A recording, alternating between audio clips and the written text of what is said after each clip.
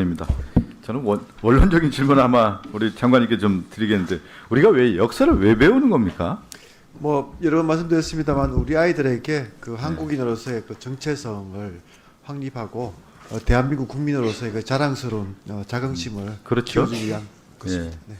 그리고 이제 역사를 배울 때 우리가 이제 그런 얘기를 하잖아요. 객관적 사실에 대한 서술 이게 매우 중요하죠. 당연합니다. 근데 이제 객관적 사실에 대한 서술을 할 때 우리가 이제 해석의 여지가 있는 부분이 있어요. 그럴 경우에는 역사관을 가져야 되는 것이죠. 그렇죠? 그 역사관은 어디에서 출발하는 겁니까? 지금 장관님 말씀하신 것처럼 대한민국의 정체성의 중심에서 역사관을 가져야 되는 거 아닌가요? 그렇습니다. 네. 예, 그렇죠.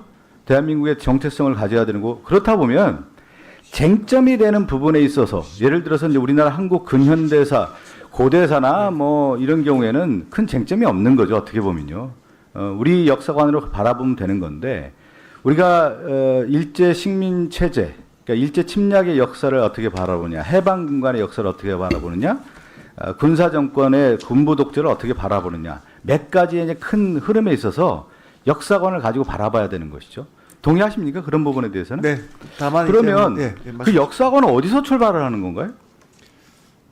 뭐 그 역사적인 사실에서 출발해야죠. 역사 사실에 출발하는데 그 아까 얘기한 것처럼 그 쟁점에 있어서는 어떻게 되느냐면 예를 들어서 일제 식민 체제를 바라볼 때 대한민국 우리 국민의 정체성에서 중심을 둘 거냐, 일본의 중심을 둘 것이냐. 당연히 우리 국민의 역사를 바라봐야 되는 거 아니겠습니까? 맞습니다. 맞죠? 네. 그런데 맞습니다. 이런 거죠. 지금 이제 역사 서술에 있어서의 대한민국 자국 중심적인 역사관을 바라보는 것이 아니라 오히려 일본 중심적인 사고를 가지고 역사를 바라봤던 사람들이 서술하는 건 문제 아니냐? 이렇게 문제 제기를 할 수가 있는 것이죠. 이제 문제 제기 충분히 할 수 있는 거 아니겠습니까? 네, 문제 제기는 할 수 있다고. 그렇죠. 봅니다. 네. 그리고 또 하나는 이런 군사 독재 체제 하에서의 이런 미화, 왜곡에 대한 부분을 지적할 수 있는 것이죠. 분명히요. 지금 그러니까 지금 한국의 역사관을 바라볼 때 큰 흐름은 윤석열 정권이 등장하면서 저는 참 문제라고 봐요.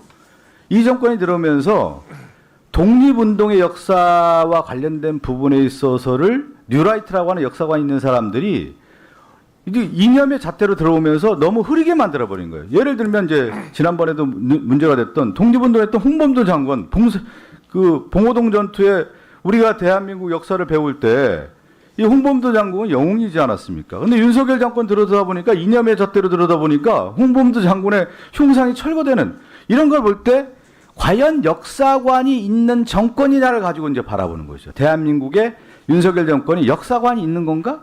우리나라 중심의 역사. 그러니까 보수가 됐든 진보가 됐든 독립의 역사는 어디서 바라보느냐? 민족 공동체의 역사관을 가지고 바라보는 거예요. 그래서 1919년도에 대한민국 임시정부의 정통성을 거기서 두는 겁니다. 또 하나 미국도 마찬가지예요. 1776년이 독립이 완전히 되지 않았지만 독립선언서를 하면서 독립으로 시작을 하는 거예요. 거기서. 근데 우리나라는 건국절의 역사를 가지고 지금 논란이 되는 그런 것들을 볼 때 대한민국의 역사관을 제대로 가지고 역사를 서술하는 건가? 라고 하는 의문점에 드는데 여기에 어디가 걸려 있느냐면 저는 이제 출발이 잘못됐다고 보는 거예요. 그러면 이 한국학력평가원이 우리 의원들이 제시를 하는 근본적인 원인이 어디에 있냐면 출판 자격이 있느냐에 대한 것을 문제 제기를 하는 거예요, 장관님. 그래서 출판 자격이 있느냐에 대한 것을 계속 제기를 하니까 이 장관님께서는 지금 교육과정 평가원에서 큰 문제가 없다라고 봤다라고 하는 건데 왜 의원들이 질의를 그렇게 하는지를 근본적으로 따져보고 답변을 하셔야 된다는 거예요. 거기서 문제가 없으니까 이건 문제가 없다라고 답변하면 안 된다라는 부분에 대해서 지적을 하는 거예요. 장관님 어떻게 생각하세요? 네, 먼저 그냥 문제가 없으면 문제가 없는 겁니까? 왜 의원들이 그때 문제를 있다고 지적을 하겠어요? 첫 번째 지적하신 네. 그 윤석열 정부의 역사관에 대해서 좀 말씀드리겠습니다. 사실 이번 정부가 특히 이제 헌법 가치인 자유민주주의에 입각해서 우리 역사에 있어서도 그 자유민주주의 확대라는 관점을 많이 강조를 하고 계시고요. 저는 그 부분에 있어서는 중요한 우리 대한민국의 정체성이라고 생각을 합니다.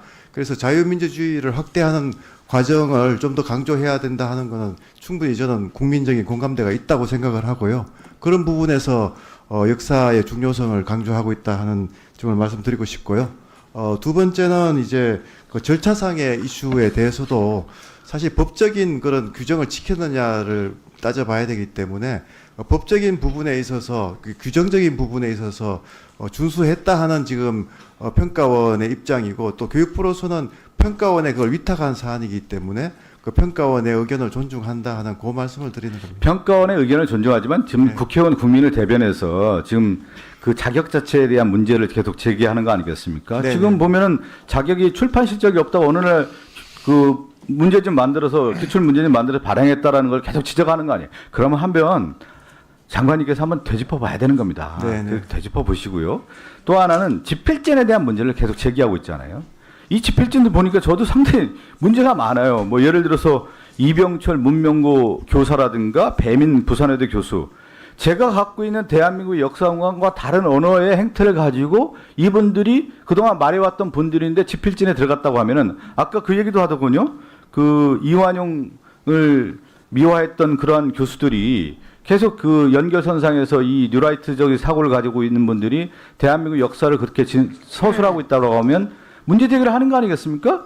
그런 차원에서 두 번째 제기를 하는 거고 내용에 있어서도 그렇다고 하면은 그동안의 역사 교과서의 서술 내용과 한국학력평가원의 역사 내용을 봤더니 부분적인 거지만 저도 갖고 있는 거예요. 우리 저 김준혁 의원이 제시했던 내용을 보니까 지도에 볼 때 일본군의 최대 진출 지역이라고 썼다라고 하는 부분을 한덕수 총리에게 말씀드린 거 아니겠습니까? 이러한 부분을 볼 때 전체적인 맥락을 볼 때 지금 시간이 얼마 남아서 정리를 하면은 한국학력평가원의 자격이라든가 집필진이라든가 내용에 봤을 때 한번 되짚어 봐야 되는 거 아니다. 다른 역사 교과서의 문제가 아니라 이 평가원의 집필진뿐만 아니라 자격뿐만 아니라 내용까지 제대로 봐야 되는 거 아니냐라고 질의를 하는 겁니다. 그러한 차원에서 장관께서도 그렇고 여기 역사 교과서의 담당 부서들도 학력평가원의 문제가 없는 거냐. 그러면 이 문제를 가지고 오늘 질의를 하는 거고 다음 국정감사에서 또 다른 질의가 나오지 않겠습니까? 이런 것을 장관께서 수용하시기 바랍니다.